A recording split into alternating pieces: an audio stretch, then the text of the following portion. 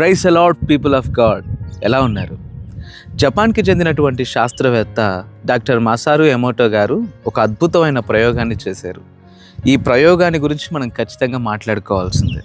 అదేంటంటే, ఆయన 2 గ్లాసుల్లో వాటర్ తీసుకున్నాడు. మొదటి గ్లాసులోని వాటర్తో అన్ని పాజిటివ్ వర్డ్స్ పలికారు. నువ్వు చాలా స్వచ్ఛమైన దాన్ని, నువ్వు నాకు ప్రయోజనకరమైన దానివి, నిన్ను బట్టి నేను దేవుని స్తుతిస్తున్నాను. ఇలాగా మొదటి గ్లాసులోని వాటర్తో అంతా కూడా పాజిటివ్ వర్డ్స్ పలికారు. రెండవ గ్లాసులోని వాటర్తో నెగిటివ్ వర్డ్స్ పలికారు. నీవు నిష్ప్రయోజనమైన దానివి, నీవు అపవిత్రమైన దానివి, అపరిశుద్ధమైన దానివి, నీవు నాకు ఉపయోగం లేని దానివి అన్నట్లుగా అన్ని నెగిటివ్ వర్డ్స్ పలికారు. ఈ 2 గ్లాసుల్లోని వాటర్ని కూడా -°C దగ్గర ఫ్రీజ్ చేసిన తర్వాత మొదటి గ్లాసులోని వాటర్ ఐస్ క్యూబ్గా మారిన తర్వాత దాన్ని మైక్రోస్కోప్లో చూస్తే చిన్న చిన్న క్రిస్టల్స్, ఒక కళాకారుడు అందంగా చిత్రీకరించినట్లుగా చాలా అద్భుతమైన చిన్న చిన్న క్రిస్టల్స్ ఏర్పడ్డాయంట. రెండవ గ్లాసులోని వాటర్ ఐస్ క్యూబ్గా మారింది కదా, దాన్ని కూడా మైక్రోస్కోప్లో చూస్తే దానిలోని అణువులు మాత్రం వికృతంగా, పిచ్చి పిచ్చిగా అదో రకంగా ఏర్పడ్డాయంట. ఈయన ఈ ప్రయోగాన్ని చేసి మన మాటకు శక్తి ఉన్నది, ఈ మాట వలన నీరు ప్రభావితమైందని నిరూపించారు. ఈ సంగతి అంతా కూడా the hidden message in water అనే ఒక బుక్లో రాశారు.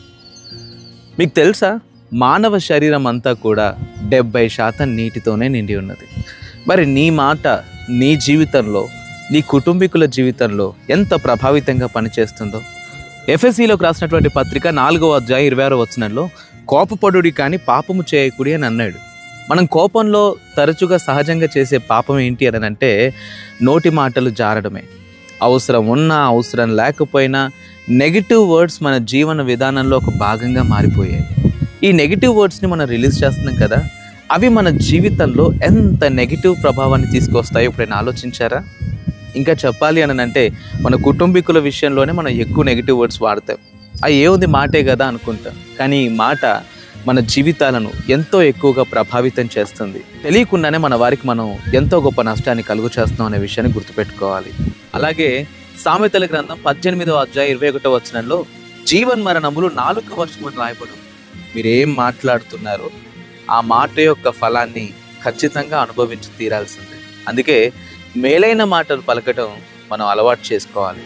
పేతురు రాసిన మొదటి పత్రిక 3:9 కూడా ఆశీర్వాదమునకు వారసులగుట పిలువబడ్డాం కనుక కీడుకు ప్రతి కీడు చేయకుండా, దూషణకు ప్రతి దూషణ చేయకుండా దీవించాలి అని రాయబడి ఉంది.